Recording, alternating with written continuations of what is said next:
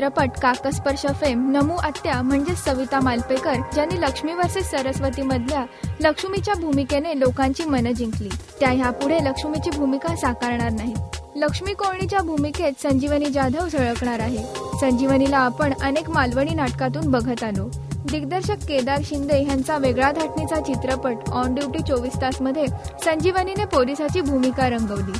आजवर लोकांनी लक्ष्मीच्या भूमिकेत सविताला स्वीकारले. संजीवनीला लक्ष्मी म्हणून लोक कितपत पसंत करतील हे काळच ठरवेल.